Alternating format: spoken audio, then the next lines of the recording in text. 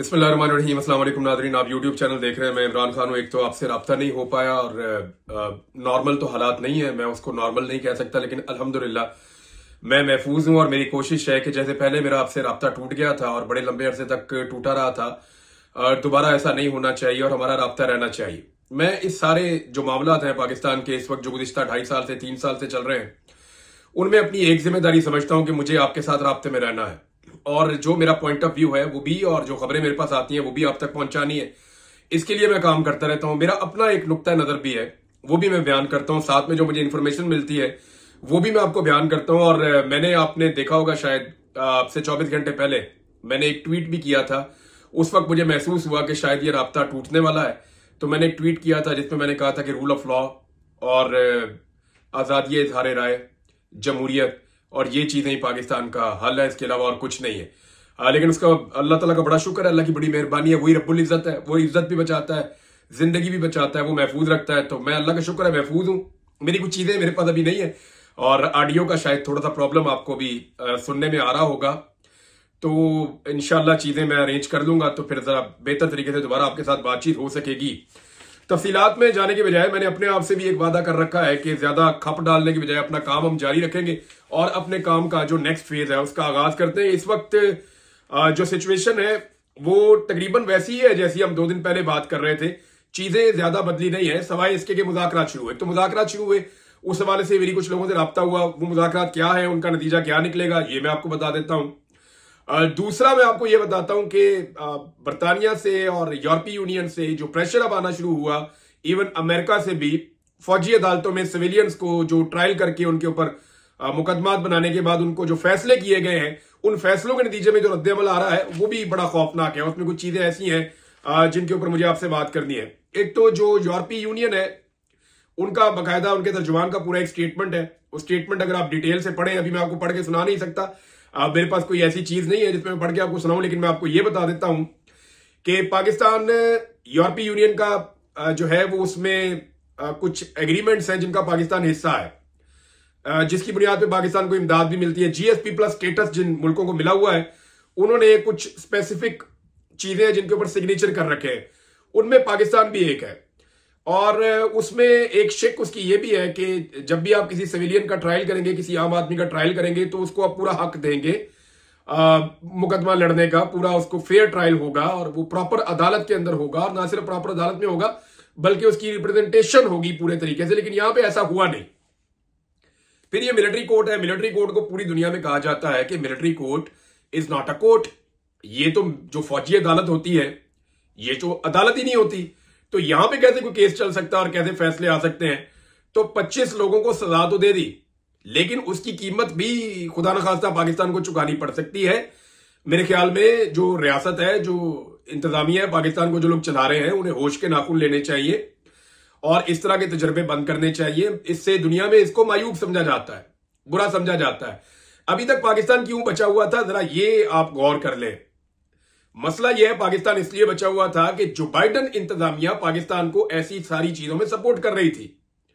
वरना गुज़िश्ता 3 साल में पाकिस्तान के अंदर जो कुछ हुआ है, जितना जुल्म, जितनी बर्बरियत और जितनी फस्तायत हुई है, जितने इंसानी हकूक की पामालियां पाकिस्तान में हुई हैं और जितनी वो आलमी सतह में रिपोर्ट हुई हैं, अगर ये सारी चीजें कि जो बाइडन इंतजामिया पाकिस्तान के मौजूदा रिजीम की मदद ना करती, तो पाकिस्तान पे बहुत सारी पाबंदियां खुदा न खास्ता लग सकती थी। लेकिन अब वक्त बदल रहा है। जो बाइडन की इंतजामिया अपने इख्तिताम की जानिब जा रही है, ट्रंप की इंतजामिया आने वाली है। और एक बात तो क्लियर है ट्रंप के साथियों के बयान से कि वो पाकिस्तान का जो मौजूदा रजीम है, मौजूदा हुकूमत या उनके जो सहूलतकार हैं, वो उनको ऐसी सहूलत नहीं देंगे जैसी सहूलत या जैसी छूट दी हुई थी जो बाइडन ने। तो जब जो बाइडन के बाद ट्रंप की इंतजामिया आएगी और हाथ पीछे से हट जाएगा, तो क्या होगा? फिर यूरोपीय यूनियन अपने तरीके से फैसले करेगी, बरतानिया अपने तरीके से फैसला करेगा। तो पाकिस्तान का जीएसपी प्लस स्टेटस कभी भी खतरे में नहीं होना चाहिए, सिर्फ चंद लोगों को सजाएं देने के हवाले से। देखिए, ये सजाएं, मिलिट्री कोर्ट क्या कोर्ट होता है, ये आप अदालतों के अंदर भेजें। और अगर किसी ने बेड़ा गर्क किया है ना 9 मई के मुकदमे का, तो वो खुद पाकिस्तान की सरकार ने और खुद पाकिस्तान की हुकूमत ने और पाकिस्तान के इदारों ने किया। कैसे बेड़ा गर्क किया, मैं आपको बता देता हूं। नंबर 1 तो आप ये देखें कि जिन लोगों के सबसे पहले नाम आए थे, उनमें से जिस जिस बंदे ने एक प्रेस कॉन्फ्रेंस की, जिस जिस बंदे ने अपना बयान दिया, वो बंदे का नाम निकल गया। यानी 9 मई का मुजरिम था, मुजरिम रहा ही नहीं। वो मौजें कर रहे हैं, इलेक्शन लड़ रहे हैं, उनकी जिंदगी बदल गई है पूरी की पूरी। यानी 9 मई को जिन लोगों को 9 मई के अंदर शामिल रखा गया था और हुकूमत का यह मानना था, इदारों का यह मानना था कि ये लोग 9 मई के लिए जिम्मेदार हैं, उनमें से जिन लोगों ने पाकिस्तान तहरीक इंसाफ और इमरान खान से वफादारी खत्म की, वो 9 मई के जिम्मेदार नहीं रहे। पहला तो कसूर यह किया इन्होंने। दूसरा, इतनी बड़ी तादाद में बंदे पकड़ लिए, इतनी बड़ी तादाद में बंदे पकड़ लिए जितने बंदे जिम्मेदार ही नहीं थे। अब तक 20,000 बंदा तो गिरफ्तार हो गया पाकिस्तान तहरीक इंसाफ का। 10,000 पहले गिरफ्तार हो गया था, 10,000 के करीब कहते हैं अब गिरफ्तार हो गया। तो ये अपना केस खुद खराब किया है। फिर हर केस के अंदर एक अजीब तरीके से केस चलाया। कुछ को उठा के फौजी अदालतों में ले गए, कुछ को उठा के सिविल कोर्ट्स में ले गए। हाउ इज इट पॉसिबल कि यास्मीन राशिद पे आप सीरियस एलिगेशन लगा रहे हैं, एजाज चौधरी पे लगा रहे हैं, महमूद रशीद पे लगा रहे हैं, बल्कि आपने कहा कि महमूद रशीद ने कोर कमांडर हाउस के बाहर बंदा भी मार दिया। उनको आप फौजी अदालतों में नहीं लेकर जा रहे, वहां आप कोई और बंदे ले गए हैं और अपनी पसंद के बंदे कुछ फौजी अदालतों में चले गए, कुछ सिविलियन कोर्ट्स में चले गए, कुछ को निशाने इबरत बना लिया, जो मान गए उनको छोड़ दिया। तो 9 मई के जो असल मुल्जिमान अगर हैं तो उनको बचाने का सबसे अच्छा बंदोबस्त पाकिस्तान के इदारों ने खुद किया, पुलिस ने किया। पुलिस ने इतनी दिहाड़ियां लगाई, मेरे कई जानने वाले हैं, वो बेचारे बताते हैं कि हम 9 मई में फंस गए थे, पैसे दे दे के पुलिस को तंग आ गए। अभी एक बंदा पाकिस्तान छोड़ के यहां से चला गया बाहर, पता नहीं किस मुल्क में गया, लेकिन उसके भाई का मुझे फोन आया था। वो कह रहा था जी कि मैं तो अपने भाई को पाकिस्तान से भेज दिया। मैंने कहा जी क्यों भेज दिया? वो बेचारा माल्टाउन लाहौर का रहने वाला था। उन्होंने कहा 9 मई में डाल दिया था, 2 दफा उठाकर लेकर गए हैं पुलिस वाले, हमसे 2 दफा उन्होंने पैसे लिए और अभी फिर और पैसे मांग रहे थे। हम कहां से बार बार पैसे देते रहे, तो हमने एक ही दफा पैसे खर्च करके अपने भाई को बाहर भेज दिया। ये 9 मई का जो है वो असल मुजरिम वो लोग हैं जिन्होंने इस मुकदमे को खराब किया। दूसरा, इमरान खान साहब साफ कहते हैं, वो कहते हैं इसकी फुटेज ले आए आप 9 मई की, जिन्होंने फुटेज चुराई है उन्होंने ही 9 मई करवाई है। इमरान खान साहब का तो ये मानना है और वो इसको एक फॉल्स फ्लैग ऑपरेशन के तौर पे कहते हैं। देखिए मैं ये नहीं मानता। देखिए मेरे ख्याल में लोगों का गम गुस्सा था, लोग कंटोनमेंट्स के अंदर घुसे हैं, लोगों ने वहां जाके अपना गुस्सा उतारा है। हाँ, ये जरूर हुआ है कि कुछ ऐसे लोग वहां पे मौजूद थे जिनको नहीं होना चाहिए था। यानी कई ऐसे लोग मैंने देखे जो पीटीए के झंडे लेकर फिर रहे थे, उनका पीटीए से ताल्लुक ही कोई नहीं है। वो किस चक्कर में तोड़फोड़ कर रहे थे, जलाओ गिराव कर रहे थे, वो किसका हिस्सा थे? और पाकिस्तान तहरीक इंसाफ के लोग कहते हैं कि हम कई जगहों पे जब हम गए तो पहले ही आग लगी हुई थी। ये उनका भी एलिगेशन है एक तरफ। तो इसकी प्रॉपर जुडिशियल इंक्वायरी होनी चाहिए, ना सिर्फ इसकी बल्कि जो 26 नवंबर को हुआ इस्लामाबाद में डी चौक के अंदर जो कत्लेआम हुआ इंसानों का, उसकी भी होनी चाहिए। तो डी चौक का कत्लेआम हो या फौजी अदालतों में सजाएं हो, अभी 25 को सजाएं दी है, बाकियों को भी देंगे। जब बाकियों को 50 से 60 बंदा भी बाकी है, जब उनको सजाएं दी जाएंगी तो उसका भी इंपैक्ट आएगा। एक ही दफा देते तक एक ही दफा इंपैक्ट आता, लेकिन अब प्रेशर आएगा पाकिस्तान की गवर्नमेंट के ऊपर जीएसपी प्लस के हवाले से भी और दीगर मामला के हवाले से भी, क्योंकि पीछे जो बैठा हुआ बाइडन था, जो बाइडन बचाने वाला, वो अब मौजूद नहीं है। दूसरी जाने जो डोनाल्ड ट्रंप की इंतजामिया है वो एक के बाद एक कदम और आगे बढ़ती चली जा रही है। मिसाल के तौर पर अगर आप देखें रिचर्ड ग्रेनल को, तो उसने एक ट्वीट और किया है। ऐसा लगता है कि वो पाकिस्तान के हालात से काफी वाकफियत हासिल करना शुरू हो गया है, उसको बहुत कुछ पता है पाकिस्तान के हालात के बारे में, या उसको ब्रीफ किया जा रहा है, वो ज़हनी तौर पे तैयार है। अब सिर्फ इक्तदार उससे दूर रह गया है, 1 महीने से भी कम दिन है कि वो इक्तदार में आकर बैठ जाएगा। उसके बाद पाकिस्तानियों को उसी से डील करना पड़ेगा। जो बाइडन किस्सा पारी ना हो जाएगा, ट्रंप आकर बैठ जाएगा, फिर आप क्या करेंगे? तो यहां पे पाकिस्तान को होश के नाखून लेने चाहिए। अमेरिका और मगरिब के साथ अगर इन्होंने अपने ताल्लुकात ठीक रखने हैं, जो कि एस्टेब्लिशमेंट ने हर हाल में रखने, एस्टेब्लिशमेंट कभी भी इन मुल्कों से बिगाड़ कर गुजारा नहीं कर सकती। तो पाबंदियां लग सकती हैं इंडिविजुअल्स के ऊपर, जो पाबंदियां लग सकती हैं, ट्रैवलिंग के बैन लग सकते हैं, इनकी वीजेज जो है वो कैंसिल हो सकते हैं, और इनके एसेट जो है बैरून मुल्क वो सील किए जा सकते हैं। और जब ये अमेरिका करेगा तो वो अकेला नहीं करेगा, वो अपने इत्तेहादियों से भी कहेगा कि तुम भी ये करो। और यही उनकी ताकत है कि वो जो करते हैं मिलकर करते हैं। नेटो फोर्सेस जो कुछ भी वो फैसला करता है, अमेरिका वो अपने इत्तेहादियों को साथ लेकर फैसला करता है ताकि उसका इंपैक्ट ज्यादा है। अब रिचर्ड ग्रेनल ने इलन मस्क को कहा ट्विटर के ऊपर ट्वीट करते हुए, एक तो जनाब बहुत सारे लोग कह रहे हैं इसका अकाउंट ही जाली है, वैसे एक से एक पाकिस्तान के अंदर तोहफा पड़ा हुआ है, एक से एक पाकिस्तान के अंदर अरस्तू पड़ा हुआ है। वो कह रहे जी सानू पता ही नहीं है असली अकाउंट है इसका नकली अकाउंट है। और भाई डोनाल्ड ट्रंप इसी अकाउंट को उसको मेंशन करता है। डोनाल्ड ट्रंप का तो असली है ना, कितने मिलियंस के फॉलोअर्स हैं उनके। डोनाल्ड ट्रंप का तो नकली अकाउंट इतने मिलियन का कोई नहीं बना सकता। तो डोनाल्ड ट्रंप का असली अकाउंट है, डोनाल्ड ट्रंप जिस अकाउंट को मेंशन कर रहा है ये वही अकाउंट है जो इमरान खान को आजाद करवाने के लिए ट्वीट कर रहा है। अब वो कहता है मैं कैसे साबित करूं कि मैं असली हूं? तो मेरे ख्याल में रिचर्ड साहब को चाहिए कि फिर एक वीडियो बना के उसमें जनाब बोल दे कि ना वो बागी ना गद्दार, कैदी नंबर 804, वो लगा के अपनी वीडियो उसके ऊपर चढ़ा दे, पता चल जाएगा। बहरहाल ये मैं अजरा मजाक बात कर रहा था क्योंकि मैंने बड़ा स्ट्रेस में गुज़िश्ता 24-36 घंटे गुजारे हैं, तो थोड़ा सा लाइटर नोट पे भी बात होनी चाहिए। नाज़रीन कुछ और चीजें हैं जो बड़ी अफसोसनाक है। रिचर्ड ने बहरहाल उसको कहा इलन मस्क को कि पाकिस्तान में अपना सैटेलाइट जो है ना स्टारलिंक उसको ऑन करें। स्टारलिंक मेरे बहुत सारे दोस्तों ने मंगाया था, मेरे पास भी है, लेकिन पाकिस्तान में चलता ही नहीं है। तो मुख्तलिफ लोगों ने मुख्तलिफ जुगाड़ किए हुए, कुछ इलाकों में चल रहा है, लेकिन वो एक स्पेशल किस्म का जुगाड़ है जिसके जरिए स्टारलिंक चलता है। वैसे ये चलता नहीं है पाकिस्तान में, और ये चल जाए तो बड़ी अच्छी बात है। जब वो चलेगा तो पाबंदियां हट जाएंगी। जो लोग स्टारलिंक को इस्तेमाल कर रहे होंगे वो लोग जनाब ट्विटर खुल के इस्तेमाल करें, यूट्यूब इस्तेमाल करें, जो मर्जी इस्तेमाल करें, उनके ऊपर किसी चीज को बैन नहीं किया जा सकेगा, रोका नहीं जा सकेगा। तो ये पाकिस्तान में आना चाहिए। रिचर्ड ने इलन मस्क को जो है वो मेंशन करते हुए अपने ट्विटर के ऊपर ये डिमांड डाली है, और शायद इसलिए डाली है कि ट्विटर वगैरह बैन है, पाकिस्तान में सोशल मीडिया के ऊपर लगातार पाबंदियां बनी हुई हैं। अब नाज़रीन इमरान खान साहब ने एक स्टेटमेंट दिया, उन्होंने कहा जी कि ऊपर बैठे हुए ताकतवर लोग चाहते थे कि मैं गारंटी दूं कि इक्तदार में आकर उन पर हाथ नहीं डालूंगा, और यही है असल बात। जब मैं अगवा थाना एजेंसियों की तहवील में था तब मैंने उन्हें यह कहा था कि आपने इमरान खान को तो पकड़ लिया, आप उसे छोड़ेंगे कैसे? उन्होंने कहा वो कब तक टूट जाएगा। तो मैंने कहा इसका क्या मतलब? उन्होंने कहा जी माफी मांगे। मैंने कहा वो उसके बाद है ही नहीं, वो कैसे माफी मांग लेगा? वो हीरो की तरह जिया है तो वो उसी तरह रहेगा। आप तो उसे मौका दे रहे हैं कि वो अगले 100-200 साल और जिंदा रह सकता है इमरान खान, वो तो सदियों में जिंदा रहने के चक्कर में। अब तो इनको उस वक्त बात समझ नहीं आई। मैंने इनको ये भी कहा था कि वो अपनी कैद का गुलाम बन जाएगा, एक वक्त आएगा इमरान खान, फिर आपके लिए छोड़ना मुश्किल हो जाएगा। और अब वही सिचुएशन है। अब ये इमरान खान से ये गारंटियां मांगते हैं कि जनाब इक्तदार में आकर आप हम पे हाथ नहीं डालेंगे। ये यहां तक तो मामला पहुंच गया है, लेकिन ये बात ना हुकूमत कर सकती है ना एस्टेब्लिशमेंट कर सकती है। मुज़ाकरात शुरू हुए हैं और एक्चुअली तो ये मजाक रात है, मजाक हो रहा है, और बैठेंगे, बैठ के मजाक करेंगे और उठ जाएंगे। इसका नतीजा कोई निकलेगा नहीं। उसकी वजह यह है कि हुकूमत को कोई एक भी चीज छोड़नी पड़ेगी ना तो अपने इक्तदार में से छोड़नी पड़ेगी, और अपना इक्तदार कोई नहीं छोड़ता, और मुफ्त का इक्तदार तो कोई भी नहीं छोड़ता।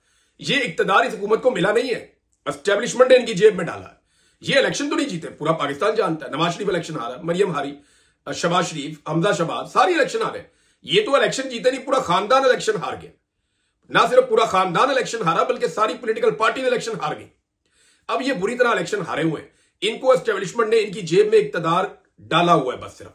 ये इक्तदार के मालिक नहीं है, इनका कब्जा हुआ है। अब इस कब्जे को छोड़ना है तो क्या ये बैठ के छोड़ देंगे? मुझे नहीं लगता ये छोड़ेंगे। मुज़ाकरात हुए जनाब, कहते हैं ये बड़ी अच्छी बात है, मुज़ाकरात हो गए, मिलकर बैठ गए, एलामिया भी जारी कर दिया बड़ा अच्छा सा। लेकिन उसमें पाकिस्तान तहरीक इंसाफ ने कहा जी इमरान खान से मुलाकातें तो खोले हमारी, हम चाहे जाके मुलाकात करें, उनसे गाइडेंस ले, आगे बढ़े।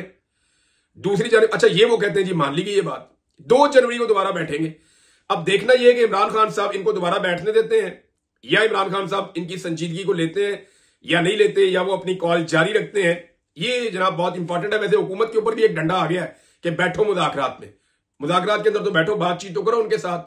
बहरहाल मुज़ाकरात हो रहे हैं। एक बड़ा अफसोसनाक वाकया जो है, अनीस सत्ती शहीद जिनका ताल्लुक मरी से है, उनका पूरा खानदान जो है उसको शिफ्ट कर दिया था खैबर पख्तूनख्वा में ताकि उनको महफूज रखा जा सके। बहरहाल खैबर पख्तूनख्वा में भी कोई अब महफूज नहीं है, ये मैं आपको बता दूं। उसकी वजह यह है जिसको दिल करता है, जहां से दिल करता है उठा लेते हैं। और खैबर पख्तूनख्वा की जो इंतजामिया है वो पूरी सपोर्ट करती है जिस बंदे को खैबर पख्तूनख्वा से उठाना हो या जिस बंदे को खैबर पख्तूनख्वा से गायब करना हो, तो वहां की जो इंतजामिया है वो पूरी सपोर्ट करती है ये सारा काम करवाने में। ये आप खातिर जमा रखें।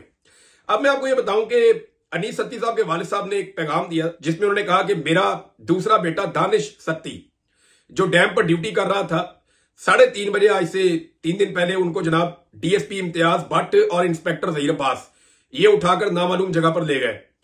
अनीस सत्ती शहीद के केस की पैरवी करने वाला उसका एक कजन नफीस सत्ती, उसको भी अलीपुर इस्लामाबाद से उठा लिया गया। बाकी घर वाले खैबर पख्तूनख्वा में, ये वहां से उठा लिए गए। इनको उठा के जनाब 3 दिन तक गायब रखा गया। पीटीआई शोर मचाती रही, सारे कहते रहे, लेकिन पाकिस्तान तहरीक इंसाफ की जो मरकजी क़यादत है उन्होंने कोई इसके ऊपर इतना रोला डाला नहीं। और उसके बाद 3 दिन के अंदर इनके साथ पता नहीं क्या किया गया कि इनको पेश किया गया लाके अदालत में। नामालूम लोगों ने वहां पे आकर इन्होंने कह दिया जनाब कि हमने जो एप्लीकेशन है इससे हमारा कोई ताल्लुक नहीं है, जो हमने उसके कत्ल की दरखास्त दी हुई है या केस की जो पैरवी कर रहे थे, पैरवी से ये पीछे हट गए। अब ये इस वक्त इस मुल्क के अंदर जुल्म और जबर का माहौल है, जिसको मर्जी अगवा करो अपनी मर्जी का बयान दिलवाओ, कोई कानून इस मुल्क में नहीं है। जब इस मुल्क में कानून ही नहीं है, यानी कानून ही नहीं है, तो फिर मुल्क क्या है? जो मुल्क चलते हैं, जो रियासतें चलती हैं, वो कवानीन के साथ चलती हैं, और कवानीन सबके लिए होते हैं, किसी एक के लिए तो नहीं होते। आफ्ताब इकबाल साहब के हवाले से एक बड़ी अफसोसनाक खबर आ रही है नाज़रीन, और आफ्ताब इकबाल साहब बरतानिया गए हुए थे, मेरी उनसे बात भी हुई थी। मेरे कुछ दोस्त उन्हें मिलना चाहते थे, तो मैंने आफ्ताब इकबाल साहब से कहा था जी आप उनको मिल लें, तो उन्होंने बड़ी मेहरबानी की, कमाल शफकत की। वो मेरे दोस्तों से भी मिले और कुछ लोगों से उनकी मुलाकातें हुई, उन्होंने वहां कुछ प्रोग्राम्स किए आफ्ताब इकबाल साहब ने। मेरी उनसे बात हुई तो उन्होंने कहा कि यार तुझसे मिले हुए बड़ा टाइम हो गया, बड़ी अच्छी हमने एक दूसरे के साथ यादें शेयर की, मैंने और आफ्ताब इकबाल साहब ने। लेकिन वो वापस पहुंचे दुबई, क्योंकि वो काफी लंबे अरसे से दुबई में मुकीम है। पाकिस्तान में उनको अगवा किया गया था, जबरी तौर पे लापता किया गया था, फिर 2 दिन उनके साथ जो भी किया गया उससे वो दिल बर्दाश्ता हो गए और वो पाकिस्तान से दुबई चले गए। दुबई में वो मुकीम थे, वहां वो रहते थे, लेकिन कोई ऐसी एक्टिविटी हुई है, क्या हुआ कुछ समझ नहीं आ रही। वो जब मैनचेस्टर से फ्लाइट लेकर वापस दुबई पहुंचे हैं बरतानिया से, तो दुबई एयरपोर्ट पे पहुंचने के बाद उनका राब्ता हुआ और उसके बाद फिर राब्ता मुनक़ता हो गया। अब किसी से उनका राब्ता नहीं हो रहा। इतला यह है कि दुबई की जो इंतजामिया है या हुकूमत है, उन्होंने उनको पकड़ लिया है, या उन्होंने उनको अपने पास रखा है, या पता नहीं किसी और चक्कर में उन्हें पकड़ लिया गया है। अभी तक कोई इतला नहीं आ रही, लेकिन पूरा पाकिस्तान जो है उसमें तशवीश है। मेरी लॉयर से बात हुई, आफ्ताब इकबाल साहब की फैमिली मेंबर से बात हुई, वो ये कह रहे हैं कि जी हम कोशिश कर रहे हैं, जैसे ही कोई खबर आएगी तो आपके साथ शेयर करेंगे। लेकिन दुबई में वो मौजूद थे और दुबई की अथॉरिटीज जो हैं उनसे हम सवाल जवाब कर रहे हैं, लेकिन अभी तक हमें कोई जवाब नहीं मिला है। नाज़रीन, एक और जो शोहदा की तादाद है उसमें एक शहीद का और इजाफा हो गया बड़ी बदकिस्मती से। अटक के एक शहीद है मलिक अदरीस शहीद, उनकी मैयत अब अपने गांव पहुंची है। ये जख्मी हो गए थे, इन्हें गोली लग गई थी, इनका बाकायदा नाम जख्मियों की लिस्ट में मौजूद है और डॉक्टर कंफर्म करते हैं इस्लामाबाद में कि इनको गोली लगी थी। इनके जख्मी होने की वीडियो भी है। इन्हें अस्पताल पहुंचाया गया, फिर वहां से इन्हें पेशावर ले गए, वहां पे ये इलाज करवा रहे थे। इनकी मुस्कुराते हुए वीडियोस भी मौजूद हैं और ये जख्मी होने के बावजूद इमरान खान के साथ खड़े होने के दावेदार थे। ये जो मलिक अदरीस शहीद साहब है, ये नफली रोजे भी रख रहे थे इमरान खान साहब की गिरफ्तारी के दिन से लेकर अब तक, यानी जिस दिन इनकी शहादत हुई उस दिन भी ये नफली रोजे से थे। इन्होंने इमरान खान साहब के लिए रोजाना रोजा रखा कि इमरान खान साहब की मुश्किलात अल्लाह ताला आसान करे और वो इस जबर से बाहर आए, इस कैद से बाहर निकले। तो अब साने डी चौक के शोहदा की तादाद 13 हो गई, क्योंकि ये शहीद हो गए। इनकी जब मैयत इनके गांव पहुंची है, तो जो ऐनी शाहिदीन है उन्होंने जो मैसेजेस भेजे हैं और जो वीडियोस भेजी हैं, पूरा गांव धाड़े मारकर रो रहा था। लोगों का इनसे इतना प्यार था मलिक अदरीस शहीद से, और ये जुल्फी बुखारी साहब के बड़े करीबी साथी थे, उनके बड़े अच्छे दोस्त थे और उनके साथ इनका बड़ा अच्छा ताल्लुक था। तो उनकी जो टीम है, उन लोगों ने भी मुझे मैसेजेस किए, उन्होंने कहा जी कि हम लोग बड़े रंजीदा हैं, हमारा एक बड़ा करीबी साथी जो है वो शहीद हो गया। अब उनकी तदफीन कर दी गई है और जिस तरह से उनकी तदफीन हुई है वो मनाजिर भी देखने वाले हैं। और दूसरा, उनकी कब्र पे पाकिस्तान तहरीक इंसाफ का बाकायदा लिखा गया और ये भी लिखा गया कि वो शहीद है और वो शहीद हुए हैं डी चौक में, और इस तरीके से वो शहीद हुए हैं। बहरहाल नाज़रीन, ये कुछ और खबरें आपके साथ मैं अगले वीलॉग में शेयर कर देता हूं, लेकिन मिलिट्री कोर्ट से आने वाले फैसले और डी चौक में होने वाला कत्लेआम, ये 2 चीजें इस वक्त इस हुकूमत और इस निजाम के गले पड़ी हुई है। और सवाल जो है गोली क्यों चलाई, वो इनका पीछा नहीं छोड़ रहा। और ये सवाल अब सिर्फ पाकिस्तान में नहीं, पूरी दुनिया में उठ रहा है। ना सिर्फ उठ रहा है, बल्कि मैंने आपको ये दावा कर रखा है कि आने वाले महीने में जनवरी में ये सवाल बड़ी शद्द और मद के साथ उठेगा और इस हुकूमत के लिए मुश्किलात मजीद बढ़ जाएंगी। अब तक के लिए इतना ही, अपना ख्याल रखिएगा, अपने इस चैनल का भी। अल्लाह हाफिज, और मेरे लिए दुआ भी कीजिएगा। अल्लाह हाफिज।